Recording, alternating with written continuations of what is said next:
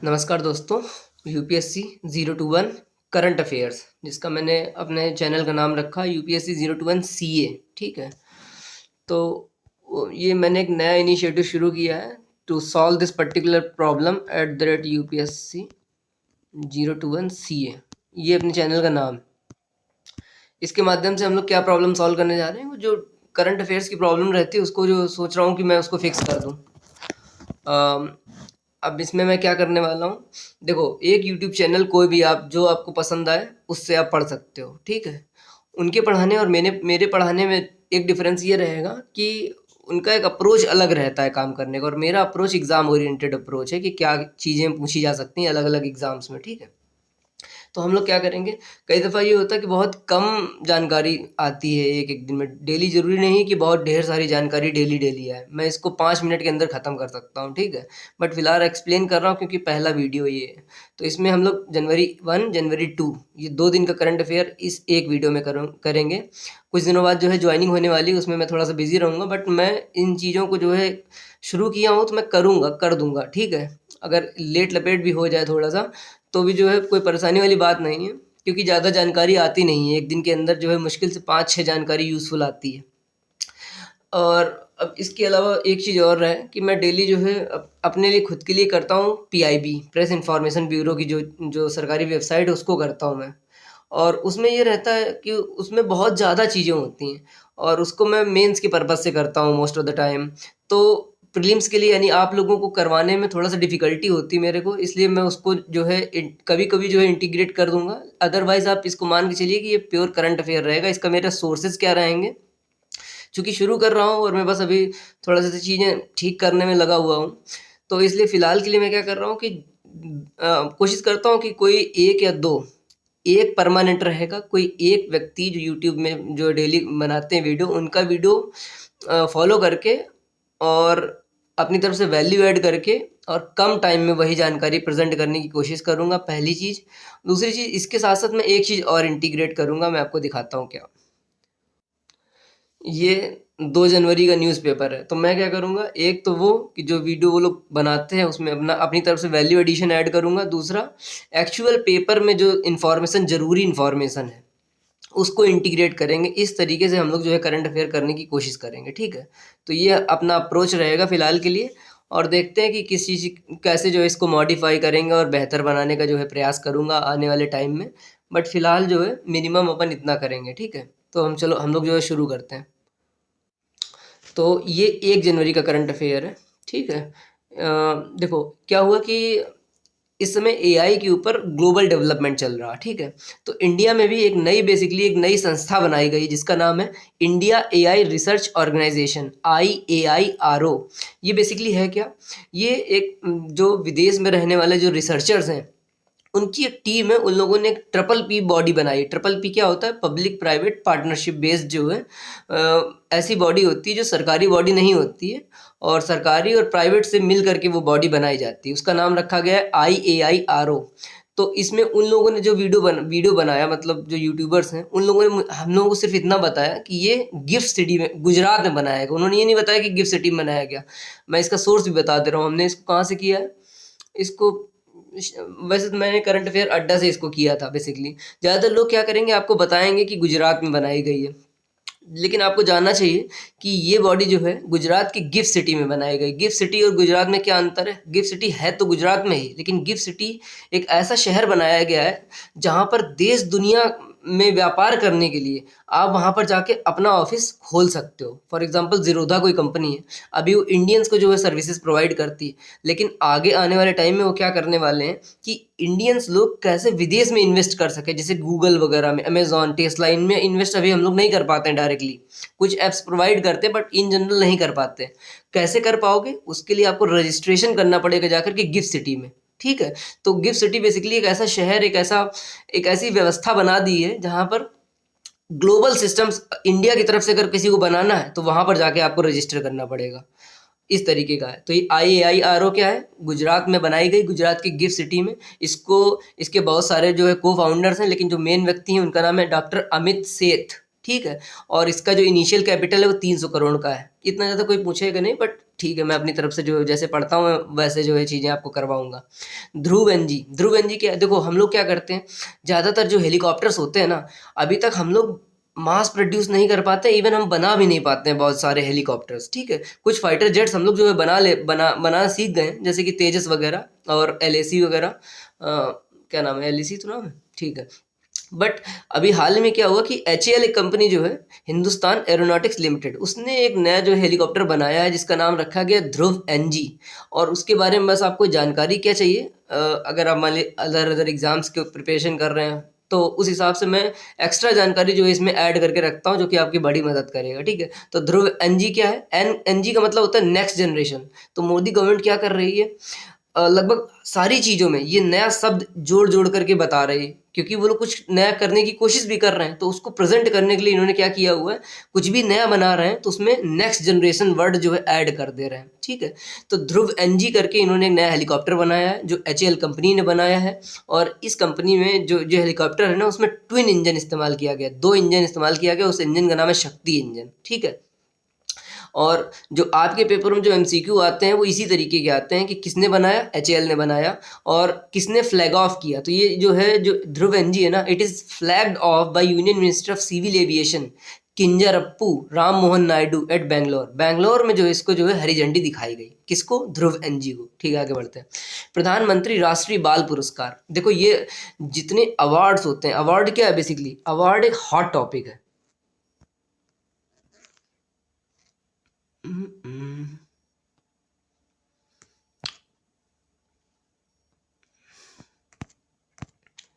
प्रधानमंत्री, ठीक, देखो जो अवार्ड होते हैं ना, अवार्ड बहुत पूछे जाते हैं लगभग हर एग्जाम्स में। तो मैं क्या करूंगा, जो अवार्ड और जो हॉट टॉपिक्स हैं उनमें एक्स्ट्रा जानकारी आपको बताऊंगा जो आपके काम आएगी। तो प्रधानमंत्री राष्ट्रीय बाल पुरस्कार के बारे में जान लो पहले। ये कब अनाउंस किया गया, 26 दिसंबर को अनाउंस किया गया। 26 दिसंबर को क्या मनाया जाता है, वीर बाल दिवस मनाया जाता है। वीर बाल दिवस क्या है, देखो गुरु नानक जी के 2 बेटे हुए थे, ठीक है। उनके 2 बेटों के जो उन्होंने त्याग किया है उसके ऊपर जो है इस दिवस को मनाना शुरू किया गया। बस पर फिलहाल आप लोग बस इतना याद रखिए कि 26 दिसंबर को वीर बाल दिवस मनाया जाता है। और ये प्रधानमंत्री राष्ट्रीय बाल पुरस्कार जो है ये ministry of women and child development की तरफ से दिया जाता है।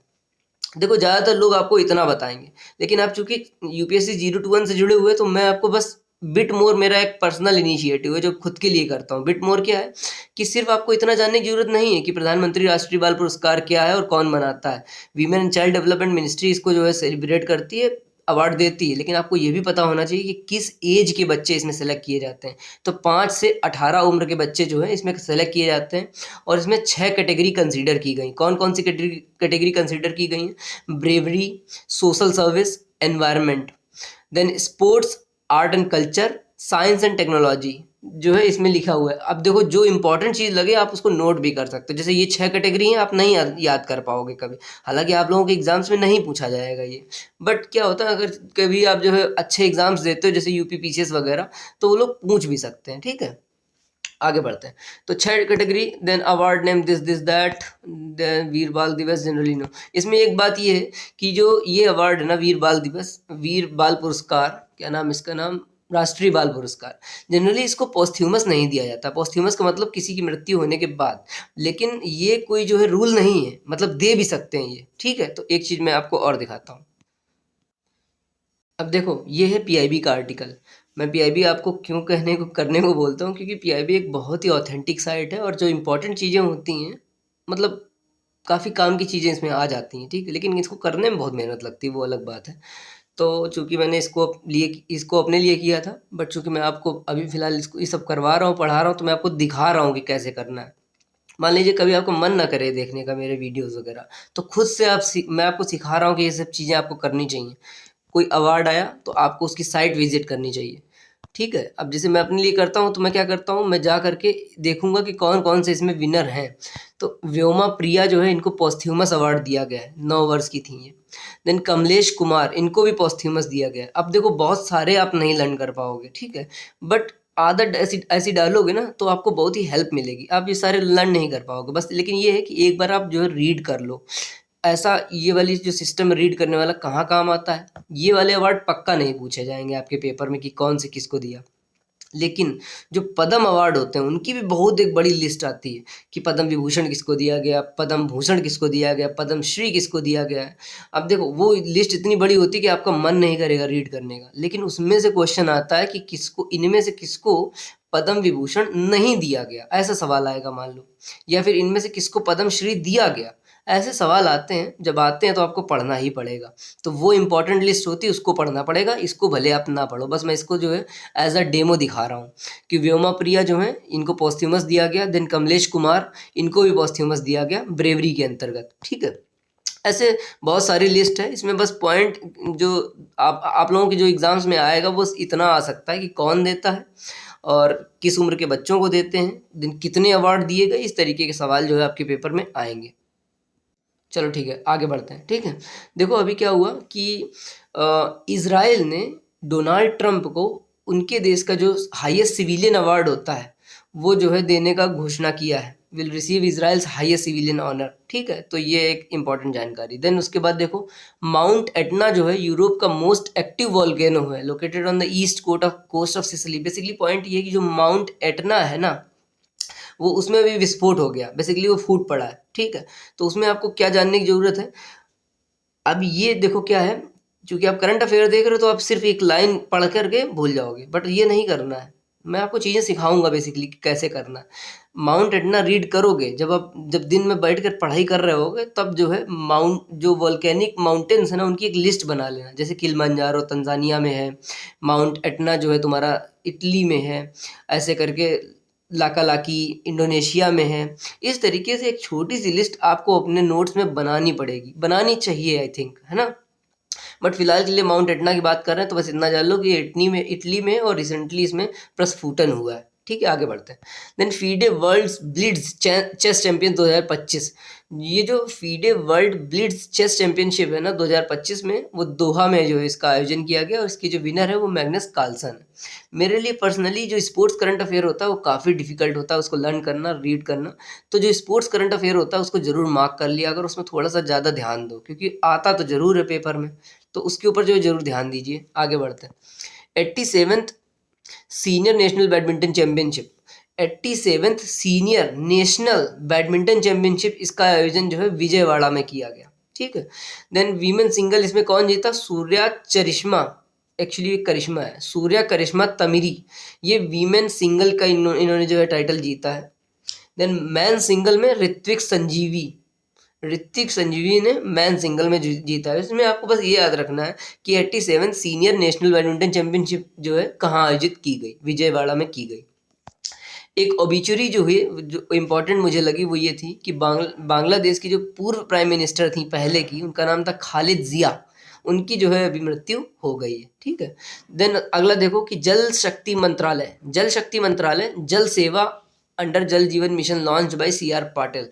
तो क्या हुआ कि जल शक्ति मंत्रालय के जो मिनिस्टर हैं उनका नाम है CR पाटिल। उन्होंने क्या लॉन्च किया है, एक नया पोर्टल लॉन्च किया है जिसका नाम है जल सेवा आंकलन।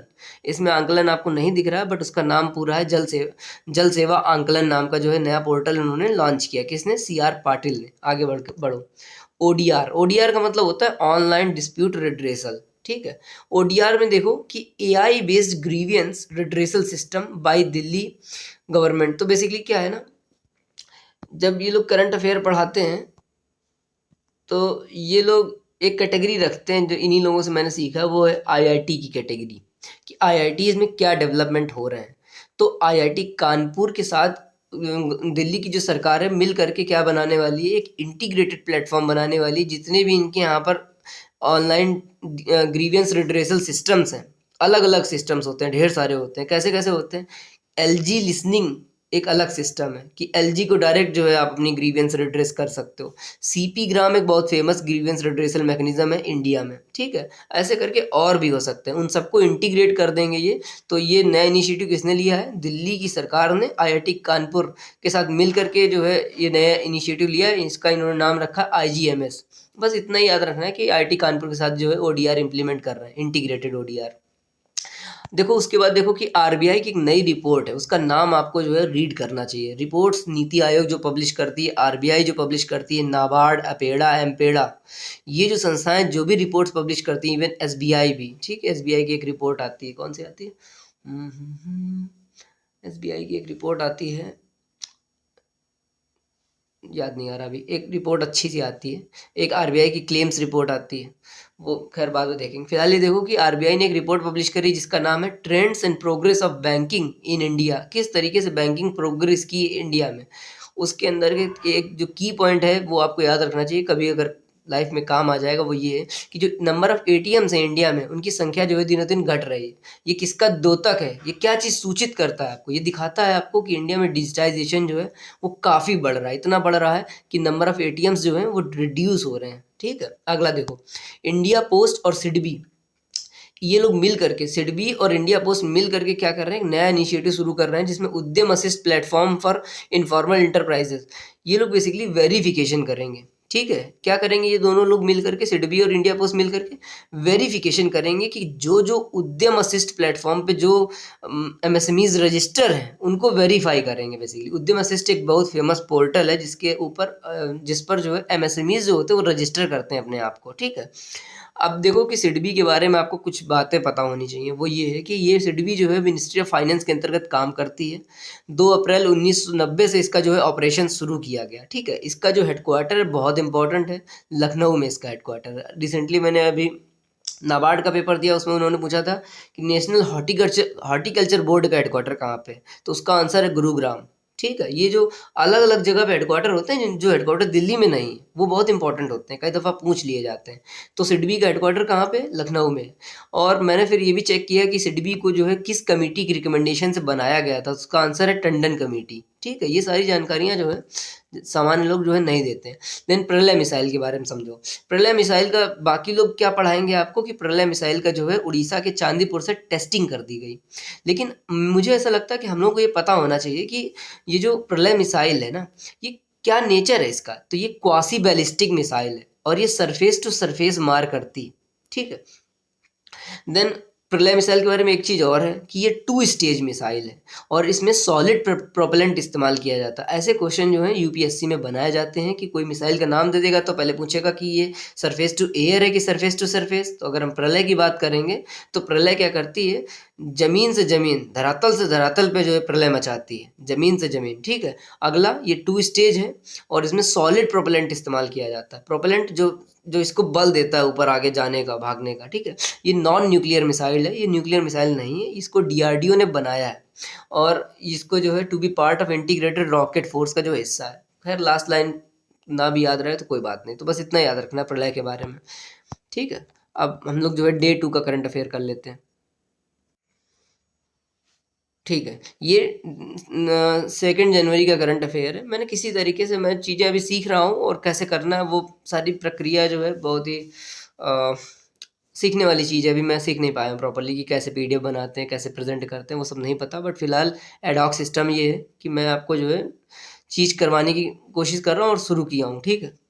2 जनवरी, इसका सोर्स क्या है, इंद्रेश सर। इंद्रेश सर का सुबह में वीडियो आ जाता है 4 साढ़े 4 बजे। तो आपसे मैं रिक्वेस्ट करूंगा कि सबसे बढ़िया काम ये है कि खुद से किसी अच्छे टीचर को आप फॉलो करिए। मेरे जो वीडियो है ना, ये आपके रिवीजन में हेल्प करेंगे, ठीक है। और डायरेक्ट भी हेल्प कर सकते हैं, लेकिन मैं अपने आप को चाहूँगा कि आप मुझे जो है सेकंड चॉइस माने, थर्ड चॉइस माने, ठीक है। फर्स्ट चॉइस में आप किसी जो है रेगुलर पर्सन को माने जो प्रॉपरली जो है, जिनका व्यापार ही मतलब यही है, ठीक है। मैं तो बेसिकली हेल्प इस इकोसिस्टम बनाने की कोशिश कर रहा हूँ, तो उसमें मेरा काम क्या है, आपको रिवाइज करने में हेल्प करना। तो 2 जनवरी का करंट अफेयर हम लोग देखेंगे, ठीक है।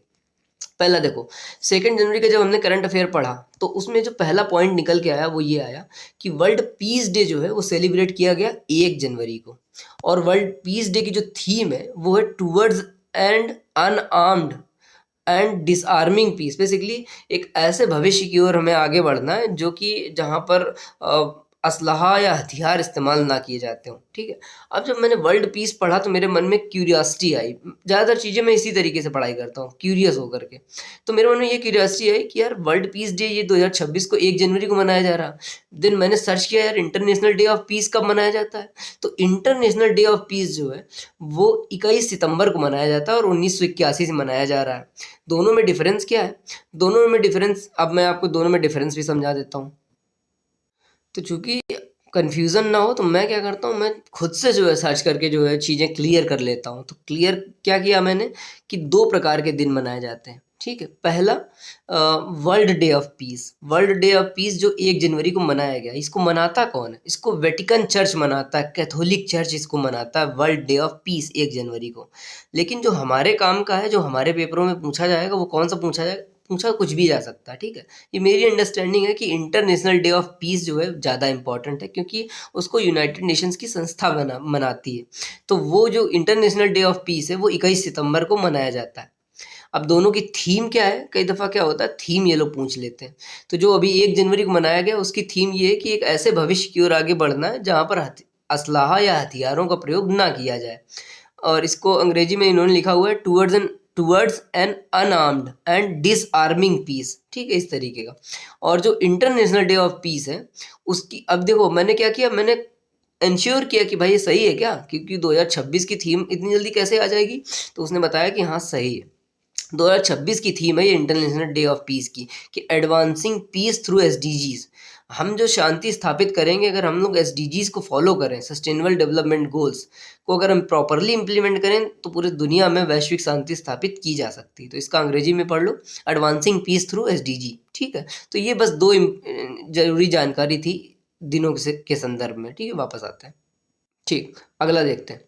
अगला देखो कि जो रशिया ने क्या किया है, एक न्यूक्लियर कैपेबल मिसाइल सिस्टम को बेलारूस में जो है बेसिकली क्या कहते हैं स्टेशन किया है, ठीक है। वहाँ पर जो है उसने जो है व्यवस्था कर दी है कि बेलारूस में जो है अपना न्यूक्लियर कैपेबल मिसाइल सिस्टम, जिसका नाम है ओरेशिंक, इस नाम यहाँ से आप देख सकते हो, ओरेशिंक नाम है इसका, ठीक है। अगला देखो, जनरली जो है हम लोग क्या करते हैं, आप अपना कभी मोबाइल इस्तेमाल करोगे, मोबाइल, तो आपके मोबाइल में वोल्ट करके एक वर्ड लिख के आता है। वोल्ट क्या लिखा होता है? वोल्ट। वोल्ट का मतलब क्या होता है? Voice over LTE. तो इसका एक दूसरा इन्होंने अल्टरनेटिव प्रेजेंट किया है बीएसएनएल संस्था ने। बीएसएनएल क्या करने वाली है? वॉइस ओवर वाईफाई नाम की जो है टेक्नोलॉजी इंप्लीमेंट करने वाली है। तो ये कौन इंप्लीमेंट करेगा? उसका आंसर है बीएसएनएल। अगला देखो, बुल्गारिया। बुल्गारिया की जो कैपिटल है उसका नाम है सोफिया, ओके। तो ये मैंने लिखा क्यों है, आपको समझाने के लिए लिखा है कि जब आप पढ़ेंगे तो देशों की राजधानियाँ और उनकी करेंसी पूछी जाती है आपके पेपरों में, तो उसको जो है ध्यान से पढ़ना है। तो बुल्गारिया की राजधानी है सोफिया, कैपिटल। देन बुल्गारिया ने क्या किया है, पहले इनकी जो भी करेंसी इनकी जो पहले थी उसका नाम था लेव, LEV, लेव। अब उसको हटा करके इन्होंने यूरो को एक्सेप्ट कर लिया एज अ नेशनल करेंसी। तो ये एक्सेप्ट करने वाला जो है 21वां देश बन गया है जो जो यूरो को as a national currency use करता है। तो कौन कर रहा है ऐसा? बुल्गारिया। बुल्गारिया की राजधानी सोफिया, ओके। अगला देखो, countries first Vande Bharat sleeper train. अब मेरी समझ से ये एक इम्पॉर्टेंट करंट अफेयर है। होता क्या है कि जब आप पेपर देने जाते हो तो पिछले 12 महीने का करंट अफेयर आता है। अगर इस लिहाज से देखा जाए तो 1 महीने से 1 या 2 करंट अफेयर पूछा जाता है। 1 या 2 सवाल 1 महीने से बनाए जाते हैं मेरे हिसाब से, ऐसी मेरी अंडरस्टैंडिंग है, ठीक है। डेली रीड करते हैं तो हम लोग क्या करते हैं 30 दिन में ना कुछ तो 500-600 करंट अफेयर जो है रीड कर लेते हैं हम लोग इस तरीके से। उन 500-600 में से कम 2 करंट अफेयर पूछे जाने की संभावना होती है। 1 महीने से 2 या 3, मैक्सिमम 3, ठीक है। तो अब ये मैंने क्यों बताया? ये मैंने इसलिए बताया कि कई दफ़ा एक दिन में मुश्किल से कई दफ़ा 5 करंट अफेयर आता है या फिर 10 ही आता है बस। तो उस समय जो है परेशान नहीं होना चाहिए, इतना कम क्यों आया? अच्छी बात है भाई, कम ही आए। चलो वापस आते हैं। तो कंट्री की जो पहली वंदे भारत स्लीपर ट्रेन है ना, वो गुवाहाटी और कोलकाता के बीच में चलेगी। वंदे भारत स्लीपर ट्रेन। अब ये तो वो लोग पढ़ाएंगे जो नॉर्मल करंट अफेयर आपको पढ़ाते हैं। अब चूंकि मैं आपको पढ़ा रहा हूँ या फिर बता रहा हूँ तो मैं आपसे ये सवाल पूछूंगा कि ये जो वंदे भारत ट्रेन है ये कैसी ट्रेन है, आप लोग बताइएगा। ये हाई स्पीड ट्रेन है, लो स्पीड ट्रेन है, मिड स्पीड ट्रेन, कैसी ट्रेन है, इसका नेचर क्या है, ठीक है। ये आप लोग बताइएगा। वैसे सवाल सिंपल सा है, अच्छा सा। अगला देखो, अब डीआरडीओ ने क्या किया, अपना स्थापना दिवस मनाया है। अभी हम लोगों ने पिछला क्या पढ़ा था, डीआरडीओ ने क्या किया था, एक मिसाइल बनाई थी प्रलय वाली, ठीक है, बनाई थी ना। तो अब हम लोग इस वाले में क्या पढ़ रहे हैं कि डीआरडीओ को स्थापना दिवस मनाया है, कौन सा, 68वां, यानी 68th स्थापना दिवस 1 जनवरी 2026 को इन्होंने मनाया है। तो हमें ये पता होना चाहिए कि डीआरडीओ की स्थापना कब हुई थी, 1958 में हुई थी। अब इतना पढ़ करके आपको सुकून नहीं मिलना चाहिए, आपको अपने नोट्स में क्या लिखना चाहिए जा करके कि डीआरडीओ की स्थापना हुई 1958 में। आपको ये पता होना चाहिए कि इसरो की स्थापना कब हुई, समझ रहे हैं। पैरेलल बॉडीज जो होती हैं उनके जो है नोट्स ऐड कर लिया करो जाके अपने उसमें, ठीक है। आगे बढ़ते हैं, पॉइंट ऑफ डिफरेंस, ये मैंने आपको समझाने के लिए पॉइंट ऑफ डिफरेंस लिखा था। ही टॉट उड़ीसा में प्रलय मिसाइल का टेस्ट किया गया, but he didn't tell it's the surface to surface missile. ये मैंने बस समझाने के लिए लिखा, क्योंकि क्या होता है, जब आप किसी भी दूसरे व्यक्ति की मदद ले रहे होते हैं, हम लोग मदद ही ले रहे हैं ना, वो हमारे लिए हमें पढ़ा रहे हैं, तो हम उनके एफर्ट्स को इस्तेमाल करके अपने एफर्ट से सप्लीमेंट करके अपना जो है काम बनाते हैं, ठीक है। क्योंकि एक व्यक्ति हर चीज़ में सब कुछ नहीं कर सकता, उनका अलग तरीका है पढ़ाने का, वो भी बहुत सारी चीज़ें बताते हैं, काफ़ी अच्छा पढ़ाते हैं, ठीक है, बहुत बढ़िया पढ़ाते हैं वो। बट ये है कि सबका अपना अपना तरीका होता है। जैसे मेरा तरीका ये है कि अगर प्रलय की बात की गई तो प्रलय के बारे में हमें पता होना चाहिए, ठीक है। तो वापस आते हैं, तो ये जो है डीआरडीओ ने का जो स्थापना हुआ था 1958 में हुआ था, ठीक है। आगे बढ़ते हैं, ये YJ-20 क्या है, ऐसा कोई वर्ड आपको दिखाई पड़ेगा तो ये चीज़ क्या है, ये Chinese hypersonic anti ship ballistic missile है। क्या है YJ-20, चाइना ने बनाया है, क्या है, hypersonic anti ship ballistic missile है ये, ठीक है। आगे बढ़ो, न्यूक्लियर साइट्स इंफॉर्मेशन शेयरिंग, अभी क्या किया है, इंडिया और पाकिस्तान ने जो है आपस में न्यूक्लियर इनका जो है न्यूक्लियर आर्मामेंट्स या फिर कहाँ कहाँ पे इनके जो क्षेत्र हैं, कहाँ कहाँ पर जो इस्टेब्लिशमेंट्स हैं, वो सारी इनकी जो जानकारी एक देश से दूसरे देश के बीच में साझा करते हैं। ऐसा करते हैं ताकि जो है शांति की स्थापना की जा सके, ठीक है। तो अब इसमें आपको ये पता होना चाहिए कि SCO जो है उसकी सबमिट 2027 में पाकिस्तान में होगी। अब चूंकि अभी तो 2026 चल रहा है, तो हमें 2026 वाली भी पता होनी चाहिए। तो मैंने ढूंढ के निकाला कि 2026 जो है SCO की जो सबमिट होगी वो किर्गिस्तान में होगी, बिश्केक। कहाँ पे होगी, किर्गिस्तान में, ठीक है। अब इसी समय जो एक इम्पॉर्टेंट क्वेश्चन होता है वो ये होता है कि SCO में कौन सा सेंट्रल एशियन रीजन का, उसको CAR कार रीजन बोला जाता है, उस कौन सा ऐसा सेंट्रल एशियन रीजन का कंट्री है जो SCO का मेंबर नहीं है, ये आपका काम है बताने का। अगला देखो, अभी हमने क्या किया, गुड गवर्नेंस डे सेलिब्रेट किया है, और गुड गवर्नेंस डे जो है 2014 से शुरू किया गया था, ठीक है। और ये अटल बिहारी वाजपेयी जी की 101वीं जयंती है। जहाँ से मैंने नोट किया है, मैंने PIB पढ़ रहा था, उसमें जो है कोई मिनिस्टर होंगे, उन्होंने गलती से 100वां वहाँ पर बोल के रखा हुआ था, तो वो मैंने कहा क्या है, उन्होंने स्पीच में बोल दिया होगा, गलती हो जाती है कई दफ़ा। लेकिन आंसर उसका ये है कि 101वां जो है अटल बिहारी वाजपेयी जी का जो है बर्थ एनिवर्सरी था। और गुड गवर्नेंस डे जो पहली बार शुरू किया गया था वो 2014 में शुरू किया गया था, ठीक है। अब चूंकि आज पहला दिन है इसलिए मैं आपको दिखा रहा हूँ बेसिकली प्रोसेस, ठीक है। मैं अगली बार से जो है इम्पोर्टेंट चीज़ डायरेक्ट आपको जो है करवाऊंगा, ठीक है। अब कई दफ़ा क्या होता है, करंट अफेयर कम ही आती है, और वो जो इंद्रेश सर हैं वो 4:30 बजे करंट अफेयर अपडेट कर देते हैं। उस समय नया पेपर तो आ नहीं पाता है, हो सकता है उनके पास आ जाता हो, पर मेरे हिसाब से नहीं आ पाता है, हम लोगों को तो नहीं मिल पाता है। तो मैं क्या करूँगा, मैं उनका अगर करंट अफेयर करूँगा तो मैं आपको जो है पेपर से भी जो है करवाने की कोशिश करूँगा। इस पेपर की खासियत क्या होती है, हिंदी पेपर की खासियत ये होती है कि एग्ज़ाम ओरिएंटेड माल मटेरियल जो होता है वो बहुत कम होता है, तो आप जल्दी से इसको पढ़ सकते हैं, ये इसका फ़ायदा होता है। अब हमें पता है कि इस पेपर में ज़्यादा कुछ ऐसा आया नहीं है जो एग्ज़ाम में पूछा जाएगा, ठीक है। तो हम इसको जल्दी से स्क्रॉल करके आपको वहाँ पर ले जाएंगे जो एग्ज़ाम में पूछा जाएगा, ठीक है। अब इसमें क्या होता है, एक आर्टिकल अच्छा आता है, इस पेपर की खासियत, इसका नाम है जनसत्ता। आर्टिकल अच्छा आता है एक ठो, तो वो जो है आप पढ़ सकते हैं। अब देखो ये मैंने हाईलाइट करी है, तो ये मैंने हाईलाइट 2 कारणों से की है। GS3 में एक टॉपिक रहता है मोड ऑफ ट्रांसपोर्टेशन, UPSC वगैरह में और स्टेट PCS में भी। तो अगर हमको ये पता चल जाए, ऐसा कुछ करंट अफेयर होता है उसको ध्यान से देख लेना चाहिए थोड़ा सा। तो भारत 4.0 नाम का जो सिस्टम है वो किस लिए विकसित किया जा रहा है, वो विदेशों में हमारी जो ट्रेन है वंदे भारत वगैरह, उसको हम विदेशों में बेच सके, उसके लिए हम लोग भारत 4.0 नाम का एक जो सिस्टम डेवलप कर रहे हैं, ठीक है। एक बात ये हो गई। देन उसके बाद इन्होंने क्या किया है कि एक चीज़ ये भी है, जो एक्सपोर्ट होता है ना, ज़्यादातर हम लोग इकोनॉमिक एक्सपोर्ट पे हमारा ध्यान रहता है। हम ये ट्रेनें बनाकर भी एक्सपोर्ट कर सकते हैं। तो भारतीय रेलवे 12 देशों के साथ करीब 7,000 करोड़ रुपए का निर्यात कर रहा है। कौन? भारतीय रेलवे। इसे 50,000 करोड़ रुपए तक लाने का लक्ष्य रखा गया है।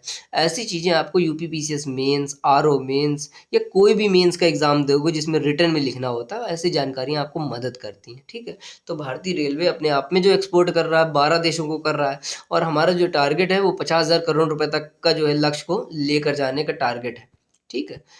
और ठीक है बस। और एक जैसे इसकी जो हेडिंग है, हेडिंग भी हम लोग देख सकते हैं कि साल 2030 तक वंदे भारत ट्रेन का निर्यात करेगा रेलवे, ठीक है? अब देखो ये न्यूज़ आई, न्यूज़ कुछ और हो सकती है।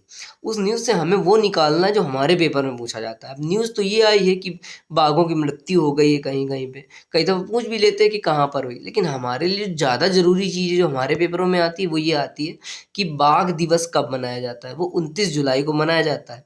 कई दफ़ा वो लोग फर्दर क्वेश्चन आपसे बना के पूछ सकते हैं कि बाघ की जो गणना होती है वो कितने सालों के बाद होती है? 5 साल, 4 साल? तो उसका आंसर है 4 साल। बाघ की गणना होती है 4 साल में और लॉयंस की गणना होती है 5 साल में। ये इंपॉर्टेंट बात हो गई, ठीक है? अब ये वाला देखो, ये चूंकि द्रौपदी मुर्मू एक इम्पॉर्टेंट जो है पर्सन है, इसको मैं जब मेरे चीज़ें आप देखोगे तो मैंने ऑर्गेनाइज किया हुआ है अपनी चीज़ों को। इसको मैं नाम देता हूँ PIN, पर्सन इन न्यूज़। उस पर्सन इन न्यूज़ में मैं द्रौपदी मुर्मू जी को रखूँगा। और इन्होंने क्या किया है, एक नया जो है चैलेंज जो है शुरू किया है, ठीक है? उसका नाम है पहली चीज़ तो आपको शोर के बारे में पता होना चाहिए। SOAR, इसका फुल फॉर्म है स्किलिंग फॉर AI रेडीनेस। क्या हुआ है शोर का full form? Skilling for AI readiness, ठीक है? एक चीज़ मैं आपको और दिखाऊंगा, ठीक। देखो ये मैं PIB से देख करके बता रहा हूँ, चूंकि न्यूज़ आ गई तो मैंने सोचा कि आपको जो है सप्लीमेंट कर देता हूँ जानकारी। तो एक चीज़ ये है कि ये आपको पता होना चाहिए SOAR क्या होता है। SOAR शोर क्या है? Skilling for AI readiness. इन्होंने क्या किया है, द्रौपदी मुर्मू जी ने एक चैलेंज जो है शुरू किया है, उसका नाम है स्किल द नेशन चैलेंज। क्या, कौन सा चैलेंज है? Skill the nation challenge. आपसे सवाल ऐसे पूछ सकते हैं कि किसने शुरू किया है, वनडे एग्जाम्स में ऐसे सवाल आ जाते हैं। तो उसका आंसर है द्रौपदी मुर्मू जी ने उसको जो है शुरू किया है, ठीक है? अब देखो ये वाले जो पेपर होते हैं हिंदी वाले में, इनका जो स्पोर्ट्स सेक्शन होता है वो यूज़फुल होता है, क्योंकि वहाँ से मतलब सवाल बन सकते हैं, आपके एक्चुअल एग्जाम्स में हेल्प आएगी आपको, ठीक है? स्पोर्ट्स सेक्शन मेरे हिसाब से यूज़फुल होता है। अब उसमें हम क्या देखेंगे, ये देखो एक न्यूज़ निकल कर आती है। टॉप्स सरकार की एक योजना है, ठीक है? उसका नाम है टारगेट ओलंपिक पोडियम योजना। तो उस योजना से जो है ये जो खिलाड़ी हैं, इनका नाम क्या है, रितिका, इनको बाहर कर दिया गया है। ऑब्वियसली बाहर करने का मतलब तभी होता है जब ये डोपिंग में फेल हो जाते हैं। डोपिंग टेस्ट कराया होगा, उसमें नाकामयाब रह गई, तो रितिका को जो है टॉप्स योजना से बाहर कर दिया गया। तो ऐसे सवाल आ सकता है कि किस खिलाड़ी को जो है बाहर किया गया? आंसर उसका रितिका। अब रितिका, अब इतना से काम नहीं चलेगा, आपको ये पता होना चाहिए ये रितिका कौन सा गेम जो है खेलती हैं, ठीक है? तो कमन परनीत कौर, शेख वर्मा, इनका ये जो है रेसलर है, रितिका क्या है, रेसलर है, ठीक है? चलो आगे बढ़ते हैं। अब देखो ये एक न्यूज़ निकल कर आई जिसका नाम है T20 विश्व कप। अब T20 विश्व कप के बारे में आपको जरूरी जानकारियां क्या क्या पता होनी चाहिए कि विश्व कप कहाँ होने वाला है। तो विश्व कप को जो होस्ट कंट्रीज हैं वो इंडिया और श्रीलंका, दो कंट्रीज जो है मिल करके होस्ट करेंगे। क्या होस्ट कर रहे हैं? T20 world cup 2026। और अभी आप सुनोगे कि यार अभी तो हार्दिक पांड्या जितवाया था, कुछ तो अभी हुआ था ना। तो ऐसा इसलिए क्योंकि ये हर 2 साल में होता है, ये विश्व कप जो होता है हर 2 साल में होता है, ठीक है? और इंडिया ने अब तक जो है 2 बार जीता है इसको। तो इतनी जानकारी मेरे हिसाब से काफ़ी जानकारी है, ठीक है, T20 वर्ल्ड कप के बारे में। और है कुछ? तो इसके अलावा और इसमें कुछ है नहीं। तो ये हमने क्या किया कि 2 दिन का करंट अफेयर कर लिया, and hopefully this initiative will be helpful. और मेरा उद्देश्य तो सिंपल है, ये रिवीजन पर्पस से मैं ये सारी चीज़ें कर रहा हूँ। और जो करंट अफेयर में कई दफ़ा लोगों को प्रॉब्लम हो जाती है, उस प्रॉब्लम को भी अपन सॉल्व कर रहे हैं इसके माध्यम से। तो उम्मीद है UPSC 021 फैमिली से जुड़ करके आपको कुछ ना कुछ फ़ायदा होगा, आपकी जो स्टडीज़ है वो इम्प्रूव होंगी।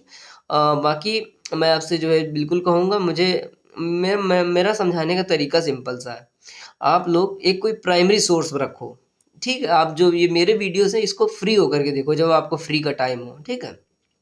क्योंकि जो वो लोग समझाते हैं वो लोग उनका समझाने का अलग तरीका है क्योंकि वो करंट अफेयर के व्यापार ही कर रहे हैं, समझ रहे हो? उनका पूरा चैनल इसी पे टिका हुआ है और मैं क्या कर रहा हूँ, मैं तो एक इकोसिस्टम बनाने की कोशिश कर रहा हूँ ताकि लोग अपनी हेल्प कैसे करें, वो सीख सकें और मैं जो है अपने लिए भी करता हूँ और आपके लिए भी करता हूँ ये ताकि रिवीज़न में हेल्प हो जाए, ठीक है? तो ऑल द बेस्ट जो है काफ़ी देर हो गई आज मुझे बहुत बहुत काम करना पड़ा। सुबह मैं 4 बजे जग गया था आज मैं, तो 1 बजने वाला है फ़िलहाल। तो हम लोग ये वीडियो कंक्लूड करते हैं। Hopefully all these efforts are useful for you and अच्छे से काम करते रहो, बाकी अपन कुछ ना कुछ कर लेंगे लाइफ़ में, ठीक है? All the best, take care, good night.